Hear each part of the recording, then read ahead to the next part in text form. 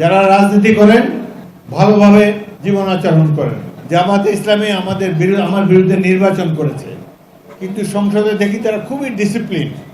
তারা পাশের লোকের সাথে কথা বলে না, নিয়ম কানুন মেনে চলে, ভদ্র আচরণ তাদের। আগেও বিরোধী দল দেখেছি আমি, 7টা সংসদ দেখলাম, এরা অনেক ভদ্র। শুধু একসময় আমাদের মিত্র ছিল, এখন ক্ষমতা যাওয়ার আশা হয়েছে, সেজন্য বিরোধী দল করছে।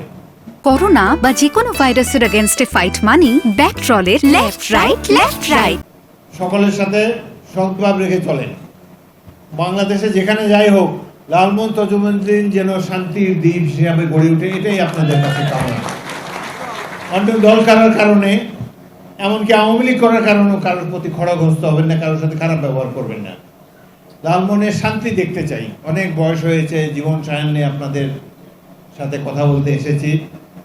আমি হতাশ হই, আমার দীর্ঘদিনের কর্মকাণ্ড নষ্ট হয়ে যাক, এটা এমন ধরনের কাজ আপনারা কেউ করবেন না। আপনারা অপকর্ম করলে লোকে আমাকে দোষ দিবে, নিশ্চয়ই হাফিজ সাহেব বলে বলিয়ান হয়ে আমার প্রতি অন্যায় বিচার করছে। আমি কখনো কোনোদিন অন্যায়কে সমর্থন করি না। যাই হোক, আবার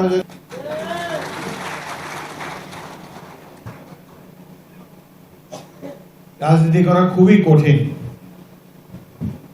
আমি লালমোহন এবং তজুমুদ্দিন 2 থানায় খুঁজে বেড়াচ্ছি একজন দুজন সৎ মানুষ, যাদেরকে আমি দায়িত্ব দিলে দায়িত্বটা পালন করবে, যারা ন্যায় বিচার করবে, অন্যের সম্পদ আত্মসাৎ করবে না, গরিবের উপর জুলুম করবে না, সবসময় ন্যায় বিচার করবে।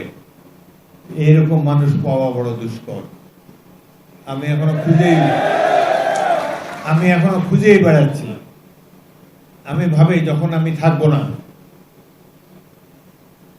তখন আপনাদের কে দেখাশোনা করবে। আপনাদের উদ্দেশ্যে বলতে চাই, স্পিকারের পদটা খুব সম্মানের পদ। এই 18 কোটি লোকের রাষ্ট্রের 3য় ব্যক্তি, প্রেসিডেন্ট, তারপর প্রধানমন্ত্রী, তারপর স্পিকার। কিন্তু স্পিকারের কোনো কাউকে কাজ দেওয়ার ক্ষমতা নাই, চাকরি দেওয়ার ক্ষমতা নাই, টাকা পয়সা দেওয়ার ক্ষমতা নাই। স্পিকারের খালি সংসদের মধ্যে হ্যাঁ বলুন না বলুন এটাই আছে, কিন্তু সম্মান আছে। আমি রাজনীতি করছি সম্মানের জন্যে। আল্লাহ এই দেশের 3য় ব্যক্তি সম্মান আমাকে দিয়েছে, এই জন্য আল্লাহ রাব্বুল আলামিনের কাছে অনেক শুকর। কিন্তু একজন 3 বার মন্ত্রী হয়েছিলাম। মন্ত্রী হয়ে অনেকের অনেক উপকার করা যায়। আমার মন্ত্রিত্বের সুবাদে অনেকে বাড়িঘর বিল্ডিং করে ফেলছে, মার্বেল পাথর লাগাই ফেলছে, আমার সাহায্য নিয়েই তো করছে, আমার অনুকূল্যে করেছে। এখন আর সেই সুযোগ নাই। স্পিকার কাউকে এরকম বড় লোক বানাতে পারবে না।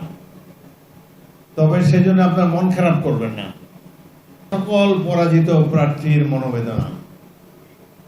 কিন্তু এখন নির্বাচন তো হয়েছে 5 বছরের জন্য, কিন্তু তাদের মন মানে না কিভাবে একটা সরকারকে টেনে নামানো যায়। 2 মাস হয় নাই বয়স, এখনই ওটা টেনে নামাতে চায়।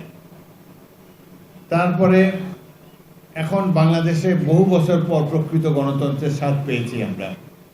বহু বছর পর একটা সুষ্ঠু নির্বাচন এই গত 12 ফেব্রুয়ারি তারিখে আপনারা দেখেছেন। অনেক কষ্ট আপনারা সবাই করেছেন। মাফিয়া সরকার আগে পলাতক ছিলেন, ঘর বাড়ি থেকে দূরে ছিলেন, বাবা মার জানাজায় আসতে পারেন নাই, মিথ্যা মামলা জেল খেটেছেন, গায়েবী মামলার আসামি ছিলেন। আমি প্রার্থী হয়ে ঘরের মধ্যে বন্দী ছিলাম। একটা নির্বাচনে ঘর থেকে বেরোতে পারে নাই, বন্দী। পুলিশ বাহিনী আমাকে ঘিরে রেখেছে বাসার মধ্যে। কত অন্যায় অবিচারের উপরে কাটিয়েছে। চিকিৎসার জন্য ভারতে যাব, এয়ারপোর্ট থেকে আমাকে ফেরত নিয়ে আসছে। 5 বার গ্রেফতার হয়েছে।